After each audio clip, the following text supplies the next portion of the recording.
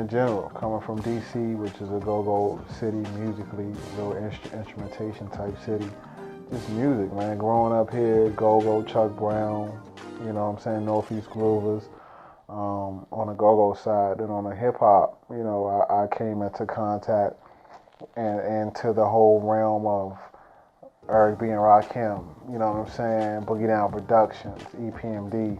So hip-hop wise, that's where I remember looking at on Rap City and Video Jukebox and, you know what I'm saying, Yo MTV Raps. I wouldn't say I do because I play and I sample, and it's a little bit different when at the end result. But I mean, it's just things that I do that I would never stop doing, you know what I'm saying, in terms of my drum patterns sometimes, or just the vibe or arrangements of my records. It's just gonna be how I do it, you know what I'm saying? A lot of producers, they got that one sound, and it's cool until that sound is no longer hot, you know what I'm saying? Then what you gonna do? But I like the whole idea of doing a record and people like, who did that? You know what I'm saying? And then it'd be the same person that did it. You know, it's records that that Kanye did or Just Blaze did, and if they didn't put their name on it or they wasn't on the song rapping like a Kanye, you wouldn't know who did it. You know what I'm saying? So I like the versatility and just in sound period where you don't know who did it till you look at the credit. I like looking at the line of notes and seeing who produced what and be like, oh, he did that? You know what I'm saying? I like to work with Kanye. Because it's funny because I think he's a dope artist, a dope rapper. You know what I'm saying? Even though he make dope beats, but he's a dope rapper. You know what I mean? And it's just like his wordplay and what he says. I mean, I would really like to produce a record for him. Breathe. Fabulous. Breathe. I love that beat. That when I first heard that, like I was at a low point. Like I wasn't really motivated to make music. I was doing other stuff. When I heard that record, I was just like, you know what I'm saying? Just the beat alone, just the whole arrangement, the concept was dope. You know what I mean? Just Blaze killed that joint, but I wish I had produced that. When I first got into the game, my preference was sampling. You know what I'm saying? I started collecting records. I used to go to thrift stores and go to record shows. And then as the years went on, I got kind of, you know, in a place where I wasn't progressing, you know what I'm saying, as much as I wanted to. And I knew to progress musically, I had to learn theory. I had to go in there and get my keys and my chops up. So that's when I made the switch and started learning some theory. And it only helped me to understand what I was sampling, you know what I'm saying? So when I first started, man, Sonic EPS, ASR10, straight sample records. But now it's a mixture of both. And now I really lean toward more of the original stuff with the sampling as the bass, and then I play on top of that and take the sample out. Then, you know what I'm saying? But I mean, some days I just can't help breaking out a record and putting it in the MP and chopping it up, you know? You know, me personally, I use hardware. I still have MPCs of 2,000, 3,000, 60, you know what I'm saying? I got a 500 right here. So I use, you know, I still use that, but then I do have Logic and I do have Reasons and all that. And I haven't really dived into it like I should. But I have it, you know what I'm saying? I mess around with it every now and then. Whatever makes you, you know, progress, do it. You know what I'm saying? As long as you do it to your full capability, let's rock. You know what I mean?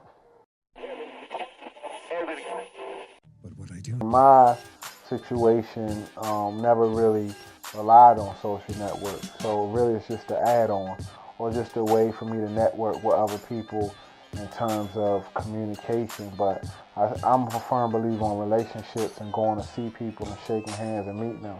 Like I went to see an A&R at G-Unit the other day, and you know, he was like, oh man, you can just send me, you know, a link.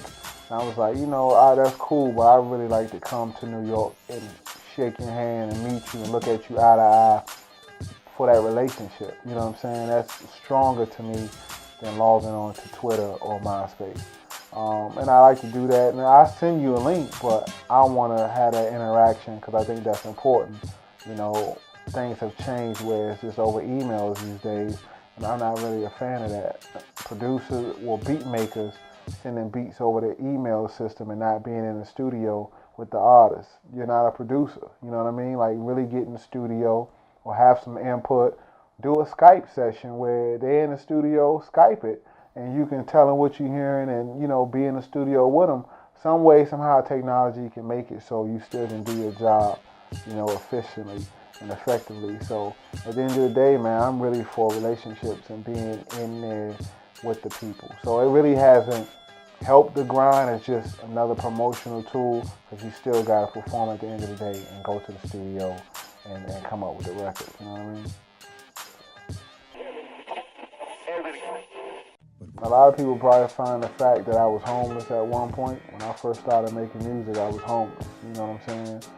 And I was blessed enough to get in a situation where a guy let me rent an office space, and that became my first studio. And that also was where I slept at. You know what I'm saying? And you know, I lived there for a short period. So a lot of people probably wouldn't know that I was homeless at one point. And you know, things like that. But I don't really put it out there. But when the story come out, or hopefully if ever a story come out, you know, that'll be in the story. But yeah, that's something that they probably wouldn't know. But what I do have. The advice I have for up and coming producers is, you know, the game has changed significantly. You know what I'm saying? And now it's almost going back to the essence of, you get into this because you want to do it, because it's not paying like you used to. You know what I'm saying? Especially on the major side of things. And I like to tell this to, you know, producers or beat makers at a certain point, like, you know, the game has changed so much where you trying to get a major placement and you get on a major album and you get your little money up front, but these artists aren't selling any records. So what royalties are you getting? This game is based off of royalties. You know what I'm saying? It's based off of royalties and publishing. So if they're not selling any records, you're not getting no publishing. You're not getting any royalties. So what are you doing it for? So it's going back to the whole thing of, you got to get into this because you love it and you love the art. You know what I mean? And when I did it, I wasn't thinking about getting no major placements. I wasn't thinking about working with no art. I just wanted to make beats and have people rap over them. And I didn't care how much I was getting paid. I wouldn't get paid at first, period. So, you know, do it because you love it. Don't starve or kill yourself or be a struggling artist. Man, get you a job and do this, because this music thing don't pay you back. You know what I'm saying? It's just the added bonus in life as we live this life. So at the end of the day, man, do stuff that you love, your family, all this and that, and have the music to, you know, add on to that. To do it because you love it, and don't do it for a paycheck, because them paychecks are looking real thin these days. So, you know, that's my big advice to up and coming producers and artists. Just do it, man. Do it because you love it, and, you know, it's fun.